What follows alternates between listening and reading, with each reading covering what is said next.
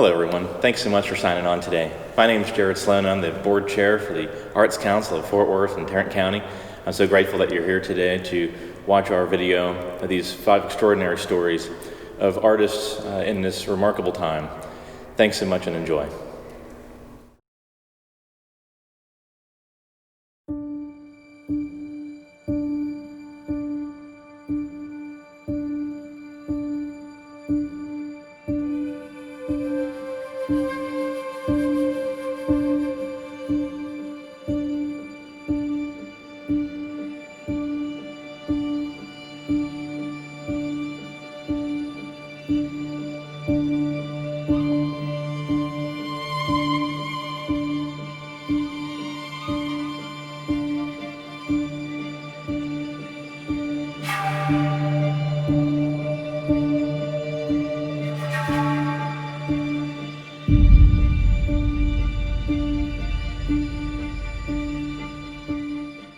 In the past, we've always celebrated the life achievements of individuals that have brought their talents to Fort Worth to help nurture and to build the arts, and also to celebrate those individuals that truly have a heart, that give of their time and of their resources to make sure that we have a solid foundation for the arts here in Fort Worth.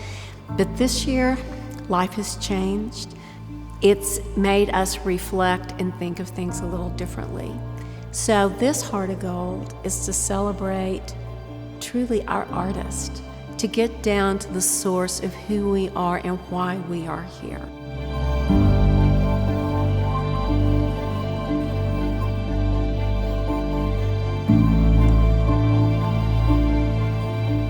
When everybody first shut down and we started to realize that so many of our artists were going to be unemployed, we really started to worry about them. We had no idea what the future was going to bring. We never imagined that it would be going on this long. But we knew that immediate employment was necessary for artists, and not just actors, but you're talking about all of the behind the scenes people. These are gig workers. These are people that are out going where work is where they're needed and where the energy is happening. And so it's a lot of scrambling and excitement and energy that moves and keeps the cogs going. And all of a sudden things came to a stop. And these individuals came together and said, we have got to make sure that we are meeting their life needs, because they're giving us so much that feeds the soul of a community. On Friday, March 13th, Tarrant County mandated the closure of Bass Hall for everyone's safety, and obviously we strongly supported that decision.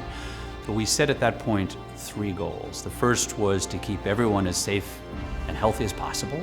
The second goal was to keep the organization as strong financially as possible and to continue to pay musicians and staff. And then the third was to really beef up our online presence while the future became clearer. Our strategy has been focused around safe reopening so that we stay visible in patrons' minds and donors' minds. But as anyone who works with me will agree, I'm absolutely fanatical about patron, musician, and staff safety. Perhaps the biggest initiative has been we've created our own drive-through testing facility that we're using before each weekend of performances. For the patrons, we've invested in scanners for Will Rogers so that as patrons come into the theater, they're all scanned for temperature. We've eliminated intermissions, we've eliminated paper programs. All ticketing is contactless to try to keep everything just as safe as possible. And that has also been very reassuring to our patrons and musicians and staff. You know, when people talk about the arts and everything shuttering, we think about, of course, our performances, our symphony, our opera, our ballet, the big galleries, the museums. But there's also little jewels out there, such as SiNaCa. And that is just such a jewel in Fort Worth because it is our glass blowing facility. And Clifton Crawford has done such a beautiful job in building that. The organization certainly has adjusted and implemented an extensive protocol as far as being safe and engaging community in an appropriate and responsible way. So we have shrunk our classes like a lot of people who offer workshops and experiential opportunities. We've implemented protection on a bunch of levels for the staff and for those who come to participate. And we've implemented extended virtual opportunities and virtual offerings. We created a new approach to some of our programming where you come and pick up the materials and then you go watch an instructional video, just like a lot of places, and you can be creative in your own home and still engage with our staff and our team through these instructional videos, and then bring it back and we'll finish the process. Of course, with social media and technology today, it's such a great advantage. We were able to say, how do we take it online? And so they got together with the tools that we had and began to do videos of the exhibitions, because the shows had just opened and we wanted to give credence to the artists that were exhibiting and to talk about their work. The grants are needed because we're trying to bring artists together in the city of Fort Worth. So number one, they will hopefully bring the artists back to work in their studio, which is a massive thing that we need to see happen. The other thing is, by having so many artists in a unified area get these grants, we're hoping that that will boost the moral fabric of the artists in our community. Kind of the overarching goal as well, which was the goal of Sasha Bass, who's the creator of this project, was to create a historical documentation through the artist's eyes of what is going on in our climate and through COVID-19 and just during this unprecedented time in our country. The opportunity to create something in response to such a confusing time is just really, really wonderful. I mean, it really feels like not only I can do it, but I'll also be able to reach people without having to learn a whole new strategy on how we're going to communicate in the future, There's a really, really good opportunity for people who don't normally get these grants to apply for them and get them. And I just think it's been the best step in terms of Fort Worth philanthropy that I've seen in years. I was inspired to apply for the grant to be a part of something bigger than myself. I knew that the grant would be remembered long after the pandemic was gone, and it would be a big mark on how we responded to the art community, and I just wanted to be a part of that.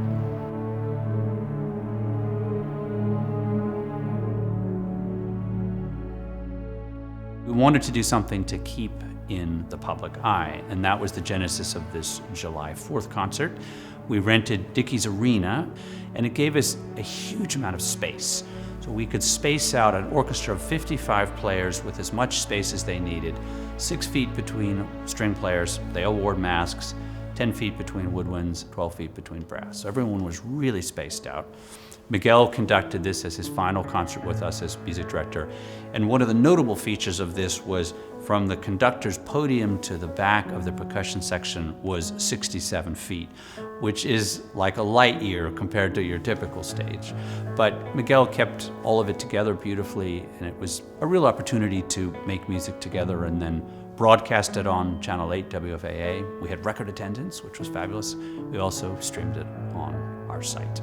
It lifted people's spirits, and that is what the arts are doing, and that's what the symphony has done and continues to do, is to lift our spirits and to bring that joyous moment where we do want to get up and dance.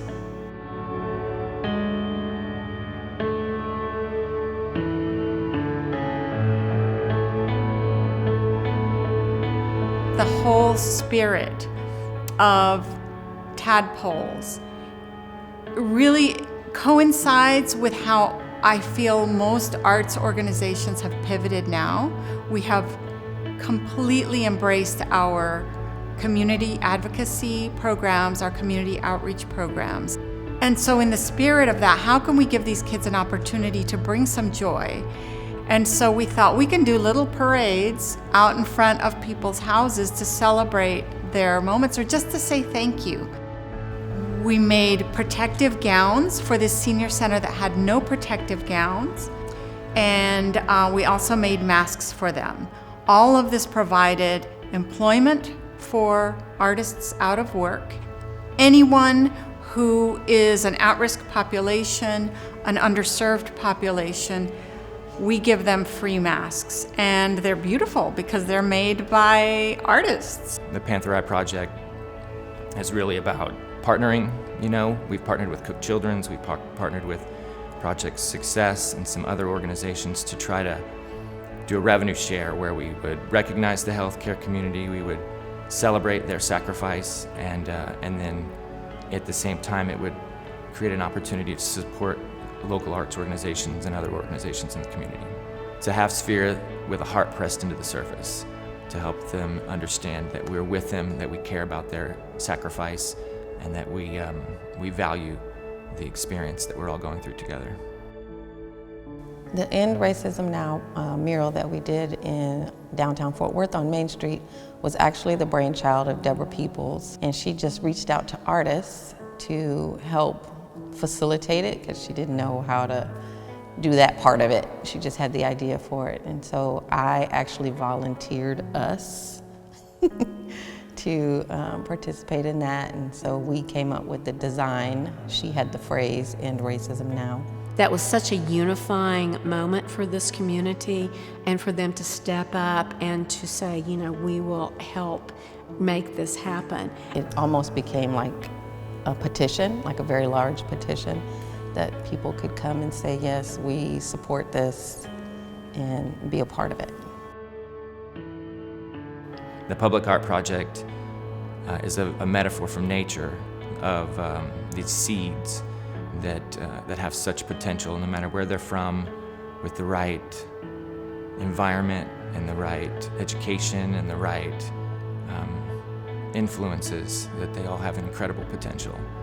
And so these ideas that we all hold will be represented in our hand, in the symbol of humanity.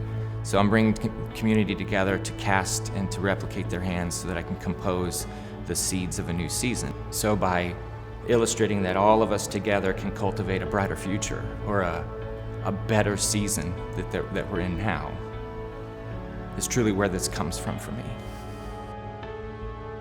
The Vote Equals Voice project that we're doing is a sort of collaborative between a group of artists, and the idea is to sort of create a movement in these communities that have low voter turnout, and just use art as sort of a catalyst to do that. So we've been, the logo is Vote =Voice, and we get different artists to design each mural. So they all look different, but they have the same message. Each time the mural goes up, we have somebody out to register voters. Feel like art gives a kind of energy to the idea, and it really brings a lot of attention, more thought and awareness to the political process and to voting. It makes people think about it more.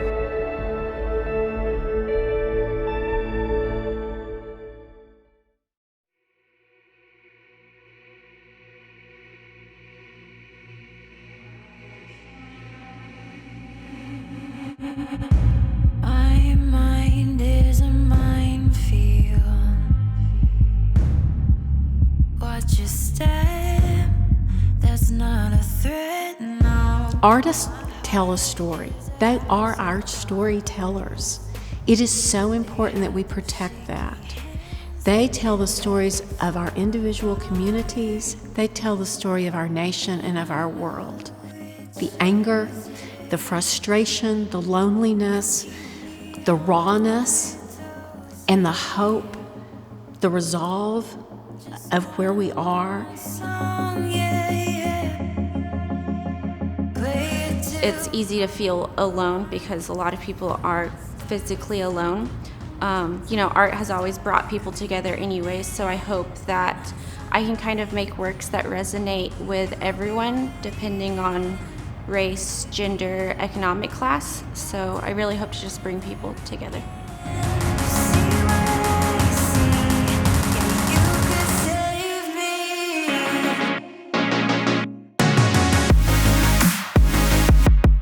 We can stand together 6 feet apart, but we are together. and we are strong, and we are united. Because to be able to really build this community back and better than it has been, which we will, we have to truly look at inclusion and facing issues that have segregated us and has broken ties. Art is a thread, and we will weave this thread and make a stronger statement and a stronger community for the future with artists like that. Aren't the arts most exciting when they're risky, when we embrace challenges, and when we let our artists really, really express themselves the way they want to? As you deal with people in other places, I mean, you connect with people in those places, and your community widens, and that's always has a certain richness with that, richness of life.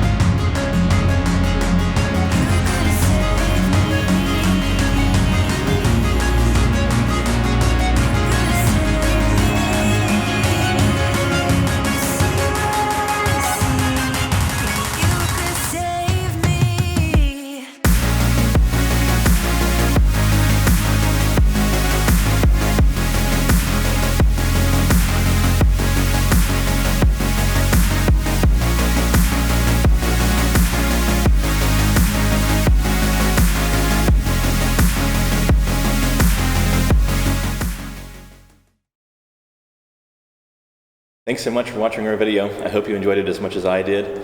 Please remember to follow us on Facebook, and of course visit us online at artsfortworth.org/give. And please like and subscribe this video, and don't forget to share with your family and friends. Bye-bye. Bye.